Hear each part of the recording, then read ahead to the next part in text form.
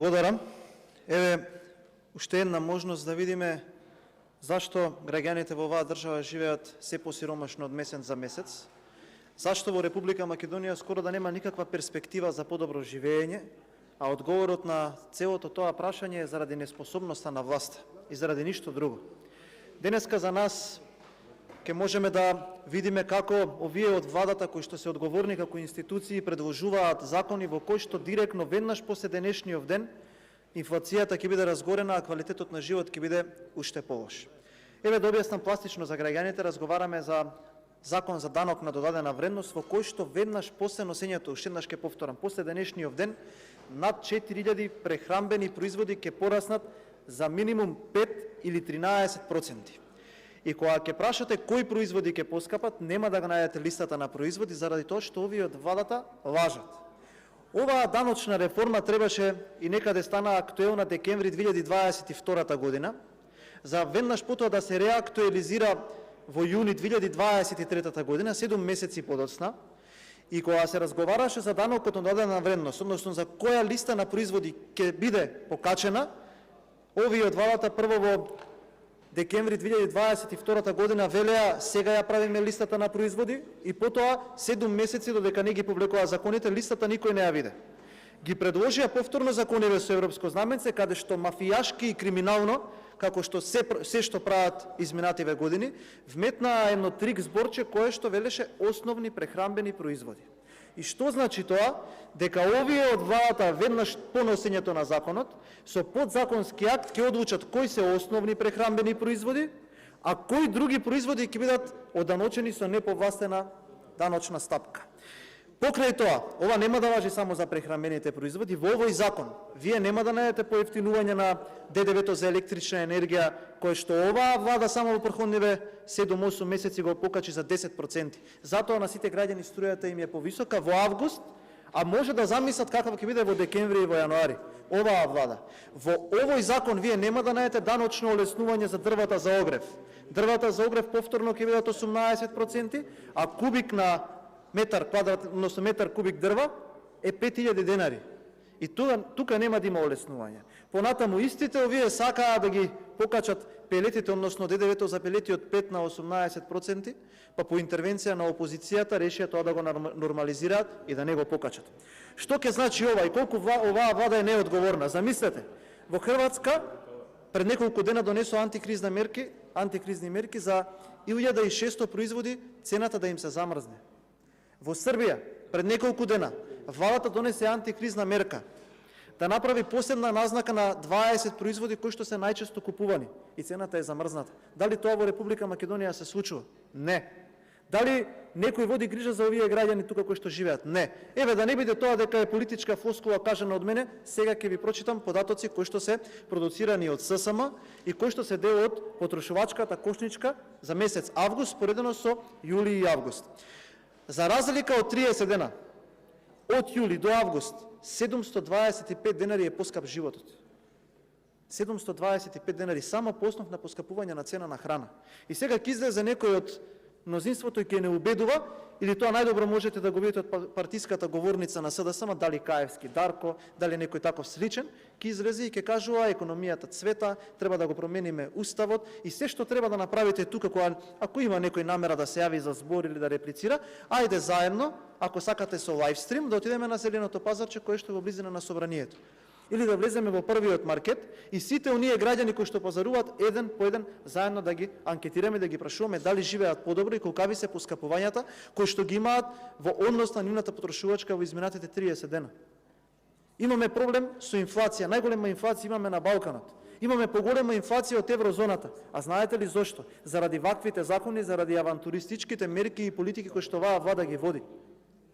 Овој закон се носи само заради една цел – да се наполни буџетот, за да продолжат овие повторно да крадат. За ништо друго. А кој тоа треба да го плати? Нормално тоа ќе го плати народот. И сега ќе зборуваат овие од владата, креираме 9-ти пакет на антикризни мерки и повторно замислете истата лага во консултација со коморите, со синдикатите и со организацијата на потрошувачи. Веднаш потоа се демантира. Коморите викаат не е вистина, синдикатите викаат. Не е вистина, и организацијата на потрошувачи вели дека никој не ги прашал и никој не ги консултира тие луѓе. Па какви се тие мерки кои што ги вади владата, а кои што никој не е консултиран за истите? Зошто се носат вакви законски решенија кои што директно ќе ја подгреат инфлацијата? Затоа што уште еднаш ви кажувам, после носењето на овој закон, инфлацијата дополнително ќе се разгори, затоа што над 4000 производи, дури и оние кои што не сте ги објавили, ќе поскапат за 5 или за 13%. Она кое што исто така треба да се напомене, паралелно со ова, вашата економска катастрофална политика допринесува на тоа да цената на електричната енергија, како што кажав, во август е порасната, храната во август е исто така многу порасната во однос на јули, и замислете ако во месец август ви се потребни 50.000 денари за едно просечно македонско семејство, и во тие 50.000 денари не се вкалкулирани две важни работи. Првата е ратата за кредитот, каде што огромен дел од македонското население ги поседува, бидејќи согласно податоците на Државниот завод за ревизија 400.000 граѓани во Република Македонија живеат во сиромаштија. И втората работа, во таа пресметка за кој што голем дел од вас ги напаѓавте и синдикатите дека лажат, еве јас ќе ви кажам каде не е точна. Пресметан е просечен износ на купување на здравствена терапија од 800 денари. Во Република Македонија, дури и најздравите луѓе, дури и оние кои што се можеби во најмлади години, и тие семејства кои што се составени од таква статистика во однос на години, нема шанси да трошат само 800 денари за терапија. Каде се оние кои што имаат дома пензионери, каде се оние кои што имаат дома повозрасни граѓани? Таа пресметка и тука во тој момент можам да се согласам дека треба да има одредени корекции. И прашањето што се поставува, ако во месец август потребно е 50.000 денари, односно 803 евра, само за овие минимални трошоци, со вкалкулирана цена за здравствени услуги од 800 денари и без рата за кредит, тогаш каква ќе биде во декември и во јануари? Дали некој во оваа влада размислува на тоа? Дали сте свесни што ќе направите со носењето на ваквите законски решенија? Прво ќе го дотепате бизнисот со оној закон за солидарност, второ со законот за додадена вредност ќе ги обремените дополнително домаќинствата и на крај со оној данок третиот од оваа даночна реформа ќе правите рекет по фирмите надевајќи се дека некој ќе ве гласа. Токму ради тоа ќе бегате од избори, и токму ради тоа ќе бегате од предвремени избори, заради тоа што на вашите средби не доаѓа никој освен оние партиски клатоглавци кои што ќе ви потврдат со главата се она кое што вие ќе им го кажете. Затоа од таа партија бегаат сите оние луѓе кои што имаат свест за реалните општествени проблеми.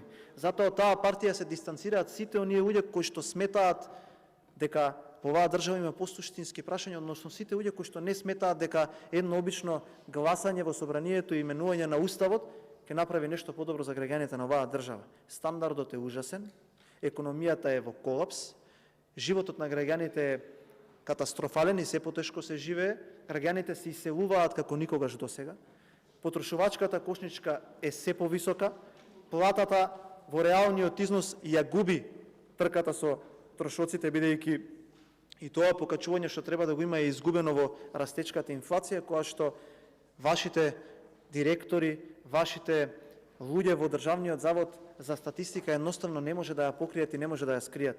Реалната инфлација во Република Македонија е многу повисока од 8%. Реалната инфлација во Република Македонија е над 20%. Се што треба да направите и секој оној кој што смета дека вашите розеви лаги и вашите промашени економски политики ќе успеат да ве одржат или ќе успеете да изманипулирате уште некој граѓанин, мислејќи дека така ќе се одржите уште некој ден на власт, или слушајќи го вашиот премиер, кој што се однесува како да не само што не е од Македонија, туку како да не ги познава приликите на Балканот, е во длабока заблуда. И се што треба граѓаните да направат е само ова ваше индиферентно однесување, ова ваше однесување на припадници на буржоазијата кои што припаѓаат во горен слој на богати граѓани кои што се збогатија со брза прогресија во изминативе 6 години, додека народот не знае како да сврзе крај со крај, да го казни соодветно на избори. Жалам што заради силата на мнозинството вакво законско решение ќе биде донесено и жалам што граѓаните ова законско решение и вашите авантури од аспект на економијата ќе треба да ја платат. И оно кое што е особено важно, еве како последна реченица во моје излагање би кажал дека сите ваши авантуристички и екзибиционистички политики кои што служат единствено за финансирање на криминал и богатење на такви ликови како Ковачевски, Димитар и Груби Артан, ќе го платат скромните македонски семејства кои што уште потешко ќе живеат, особено гледајќи го периодот кој што престои. Благодарам.